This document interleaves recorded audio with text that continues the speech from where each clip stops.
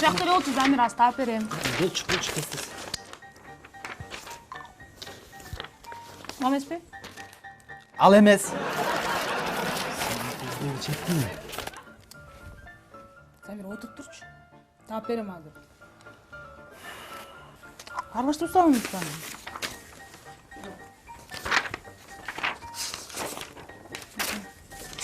Роза, сен мүнтүп отурсаң качан табасың? Болчу, мен эртерээк келем. Мына карасаң, мына бат-баттан элем.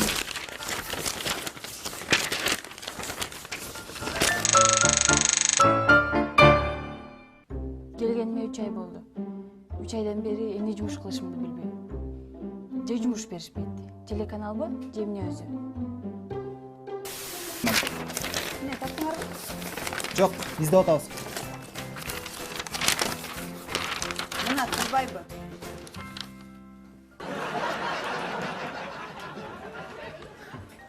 Кандай сен келип эле биз издейбиз. Сен келип эле таап алышың керек. Жок, биз эртеден бери ушинтип издеп атсак, анан келип алып сен сразу эле таап алган кандай? Ну что, нашли? Да. Вот они нашли, я над ним работаю. Хорошо. Да, еще, Замир, ты спортивную форму принес? Сегодня у нас футбол, так сказать. Да, я взял. Да. А я? А что ты? Почему меня не приглашаете? Это ты сейчас серьезно? Ну да, я серьезно. Ты же девушка. Женщина. А это явно мужской спорт. Что нужно здесь такого мужского, что женщина не может поиграть в футбол? Я хочу играть в футбол. Воу. Ты хоть знаешь, в какой позиции будешь играть? А разве там бывают позиции? Ясно. Ладно, все ясно с тобой. И что? Играть будешь? Нет. Жалко. Мгм. Ну, Замир, ты не забудь, да? Хорошо. Так, ладно, анда мен пошел это.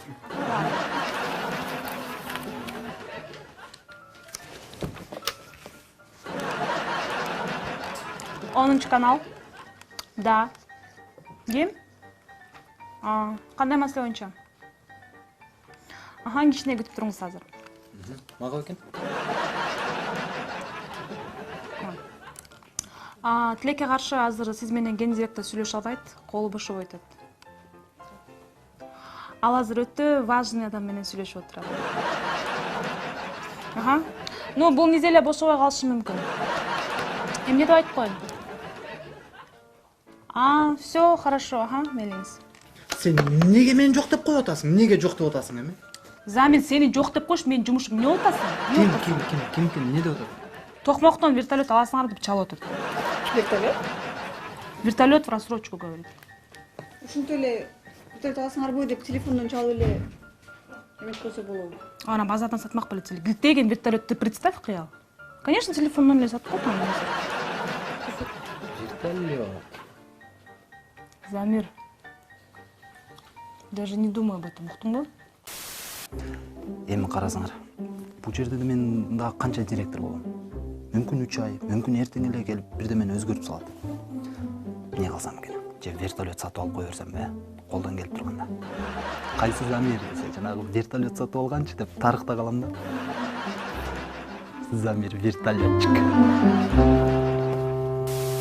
Ай, Замир. Даже не думай об этом, уктуңбу? Ай, уктум.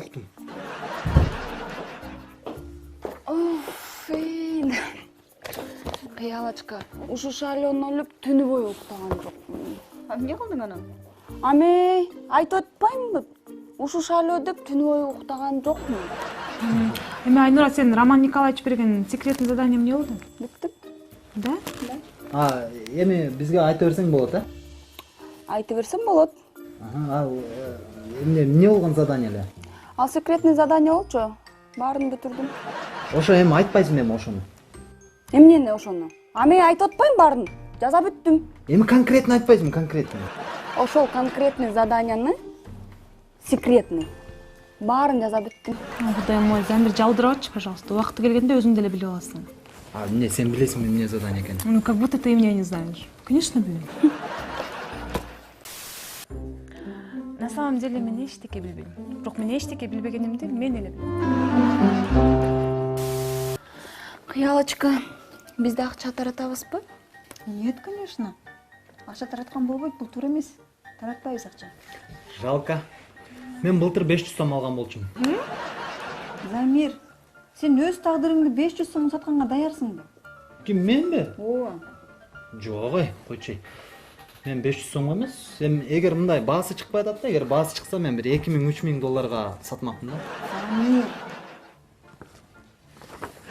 Замир жиндүү болбочу. 500 сом үчүн кыял менен достугуңду кечесиңби? Менби? Достуктубу? Жок ой, койчу. Мен 500 сом эмес, где-то бир 300 долларга сатам го. Тамаша. Андан да кымбат. мен акча таратпайм. Эмнеге? Мен урдаган акчам болбосо 500 сомдон таратып өтсөм, кийин аны мамлекет 2 эселеп чыгарып да. Балдарыбын төрөмүз, акча Тура. таратпайбыз. Туура айтасың. Негизи мамлекет эмне үчүн чиновниктер чоңдор эле мамлекеттен акча алышат да? Ушул мүмкүнчүлүктү бизге да бериш керек, туурабы? Мисалы үчүн очередь менен биз дагы казынага кирип, кучактап акча алганга мүмкүнчүлүк бериш керек бизге да. Нельзя такое говорить вслух, ты чё? Все, мен окуп бүттүм. Ладно, давайте. Карачы. Окуп бүтүп эле директордун кабинетине кирип кеткен. А эгерде менчи, мисалы, мен окуп бүткөндөн кийин жумуш таппай көчөдө эле жүргөм да. Замир, сен окуп атканда эле көчөдө жүрчү элең го, сабакка кирбей. Көп эле айта бересиң. Мисалы үчүн кайсы китепти окудуң сен? Эң акыркы окуган. Акыркы жолу неме көп эле китеп окугам. Ну, мисалы. Мисалы, бир шиңгил жүзүм. Что-то Руставель эмеспи? Ошо жазган. Кайсы китеби? Неме жана коричневый бар го? Эмне дегендер бар эле ичинде? Ичиндеби? Неме ысык көл. Дагы? Дагы маляр. Дагы Бүкөнтай. Замир, эл укпасын, айланайын. Ал Алыкул Осмоновдун китеби эмне отуз? Ошо тоорусунда эле эмеспи?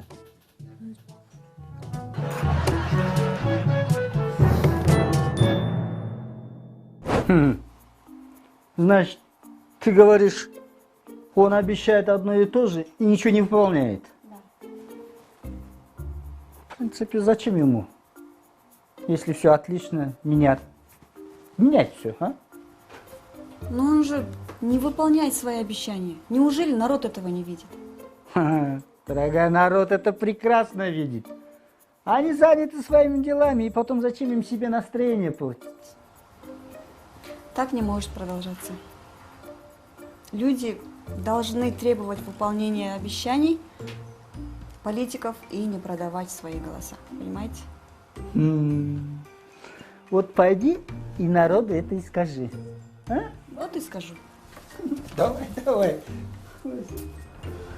Да. Народ, значит. В принципе, а вдруг у него получится? Ну, донести до народа, так сказать, возбудить народ. А я что, старый ценник, и вообще для меня нет будущего, я не верю ни во что, ни в людей, ни в черта. А вот она верит.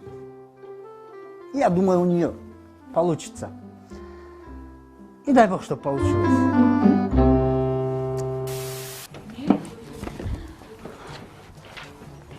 Здравствуйте.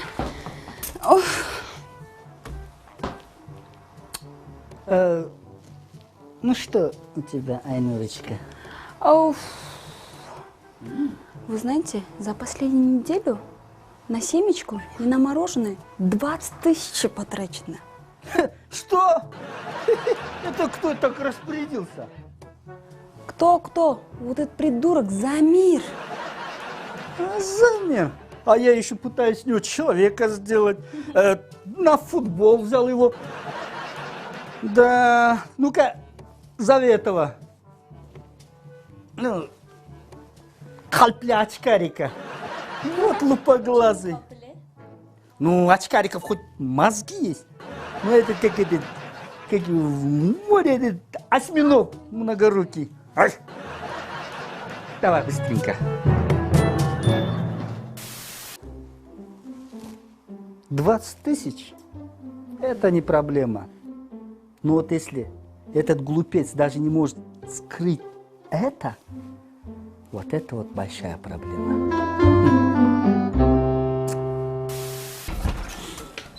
Да, Роман Николаевич? Да, Роман Николаевич. Ну что, недоумок, сладкую жизнь себе устроил? Ты что, на мои деньги мороженое решил покупать? Нет, Роман Николаевич, мы же работаем, вот выбор, не выбор. Как-то устали. Ну, хотел настроение поднять, коллектив. Ха, ну да, конечно. Вы глобальные, понимаешь ли, кино снимаете, да? Ага. Лузгаете семечки, едите мороженое и перемываете всем косточки, да? Да? Нет. Мы новости пропускаем. Иногда. Еще раз.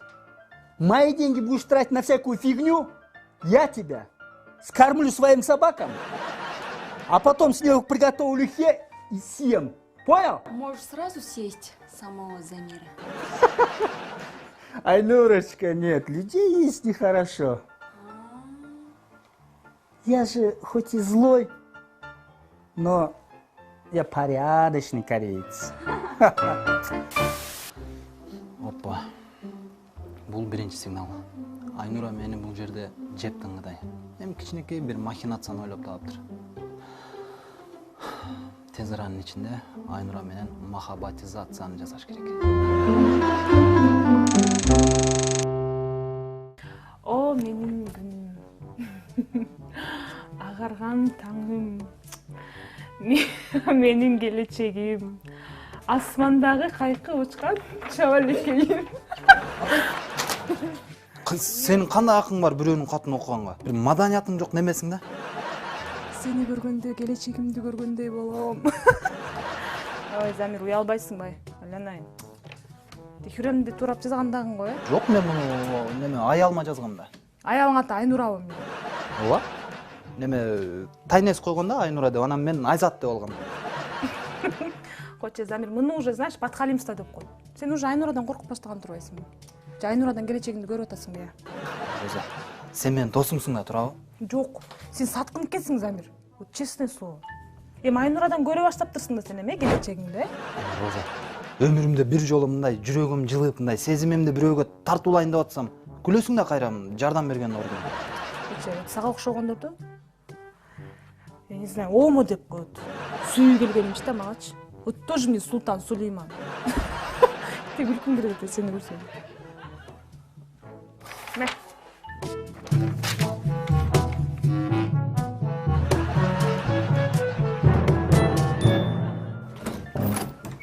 Алло, ассаламу алейкум.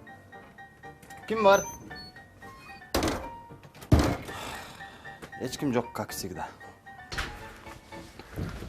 Как всегда, эч ким жок.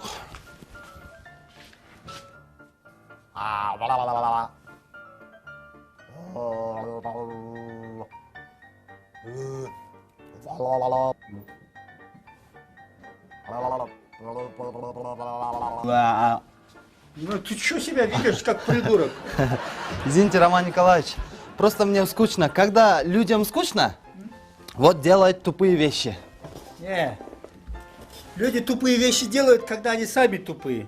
Ну, ты же у меня не такой. Ну да, спасибо. Ну, просто кызыктуу жаңылык жок болот атпайбы, Роман Николаевич? Когда вот мы интересные новости никогда не показываем. Ну, чтобы интересные новости показывать, надо что-то, чтобы произошло интересное. А у нас ничего абсолютно не происходит. Ну давайте лучше вот из старого интересную новость поставим. Например, вот Кыргызстан победил Германию. Да? Вот, например, вот новость есть, вот экстренная новость. Мы победили Германию, которая объявила о своей полной и безоговорочной капитуляции. Чего? Ну ты горе-журналист, ты вообще какой-то, я не знаю, Но я извини, знаю. конечно, но это было 70 лет назад, Замир. Ой, Ну, я знаю, но может, если вот свежего новости нету, а то уже 70 лет мы никого уже не победили. ха, почему не победили? А ты знаешь, да, что мы уже, вот по всем новостям вот говорится, что мы уже как год коррупцией боремся и побеждаем. О, как. А ты говоришь, никого. Замир, все, прекращай. Эме, Роман Николаевич, Замир, саламаттык тууралуу бир кызыктуу жаңылык бар экен. Понимаете, да, Роман Николаевич? Илимпоздор ракка каршы дары тапкангачы жакын калышыптыр. Канчалык жакын калышыптыр? Ну, маалыматка жараша, алардын экспериментине катышкан чычкандардын 80% уже айыга баштаптыр жети. Элестет койчу, ушул да жаңылык. Мисалы үчүн, урматтуу телекөрүүчүлөр, урматтуу чычкан сүйүүчүлөр. Эксперименттеги 80% чычкандар айыга баштады дейбизби? Койчу, Роза, ал болбогон эле жаңылык да. Ну, Роман Николаевич, как ваши дела? Как на личном фронте? Старость. Как у старого человека может дела быть? Скучно, грустно, некому руку пожать, а личный фронт вообще не говори. Господи, Роман Николаевич, ну бросьте вы. Какой там ты, какая там старость, Роман Николаевич? Вы еще ого-го. Розочка, тоже как скажете. Ну, серьезно, Роман Николаевич, знаете что? Женщины вас считают очень даже привлекательным. Ну, прям привлекательный. Тоже мне секси нашелся. Хотя я, между прочим, брутальный в рассвете сил мужчина. Так ты говоришь, привлекательным находят? Да. Я серьезно говорю, кроме шуток. А знаете, Роман Николаевич, я вам больше скажу. Да. Кое-кто здесь Да-да. считает вас очень даже привлекательным. И кто это? Так сказать, принцесса, эту дамочку как зовут? Ну, в общем, многие, ладно, проехали, многие вас считают. Многие. Роман Николаевич, еще вопрос можно, да? Вот если не секрет, что у вас там с Айнуркой? Ну, с бухгалтершей нашей. Что? У нас чисто партнерские деловые отношения. Да? Работа. Значит, вы тоже ничего не знаете, да? Может быть, у вас там реально действительно секретное, да, что-нибудь? Ты сейчас о чем? Что может быть секретно? Работа. Просто знаете, Роман Николаевич, вот эта вот Айнурочка появилась, как Бюрю Басарова ушла же. Появилась она здесь, ходит, ваши какие-то секретные задания, да, выполняет. Ну, а коллектив-то за вас переживает, Роман Николаевич. А вдруг она вам голову скружит, да? Ага, ахаляй, тоже как скажешь. Я тебе еще раз говорю. Голова у меня все прекрасно, все на месте. Чисто по работе. Мы партнеры. Как ты не понимаешь? Ну, все, я поняла тогда. Ну, я пойду тогда, да? Ладно, иди.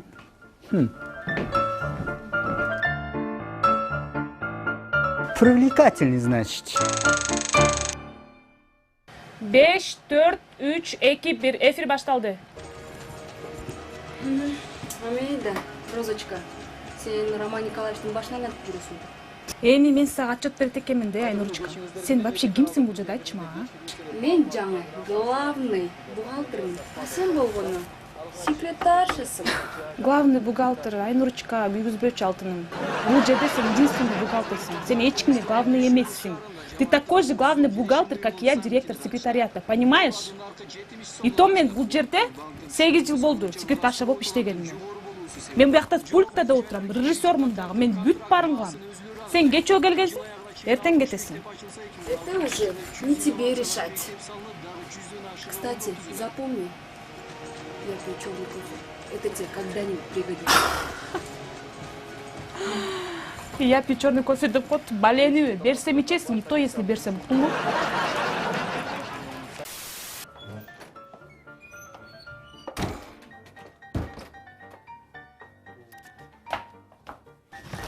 Ой, здравствуйте, Роман Николаевич. Ай, Нурочка, красавица ты наша, здравствуй.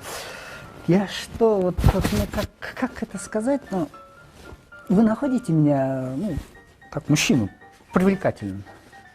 Вы знаете, я об этом вообще не думала насчет вот этого направления. В смысле направление? Ну, как о мужчине. А что вы тогда обо мне? Как о женщине думали? Нет, ну что вы. Нет, конечно. Но если вы не думали обо мне как о мужчине, не думали как о женщине, мне даже страшно подумать, как вам обо мне думаете. Роман Николаевич, вы мой руководитель. Точка.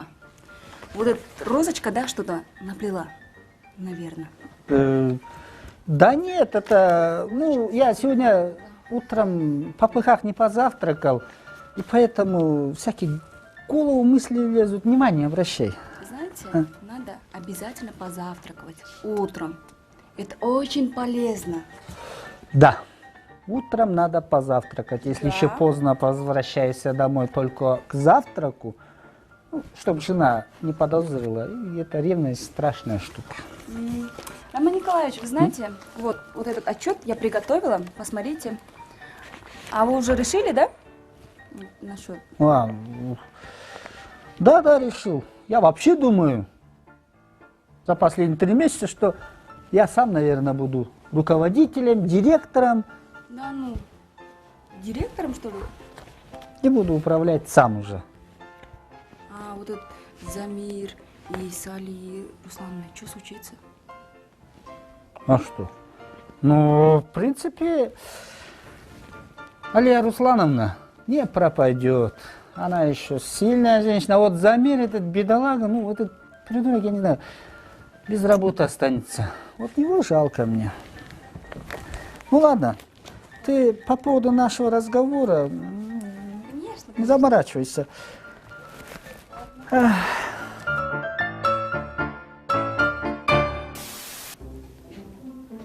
Как-то Замир мага жалко болып кетті. Бұл мен ревизияны жиынтығы.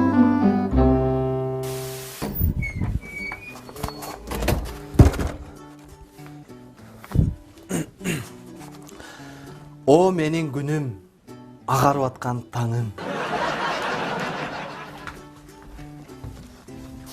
Асманда кайкы учкан чабалекейим. Мен сени көргөндө, келечегимди көргөндөй болом.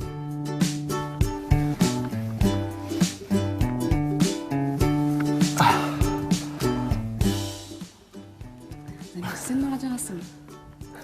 Так что помни, у меня чувства только позитивные. Да. Ты что, женат, что ли? Ты дёхнешься. Айнурочка!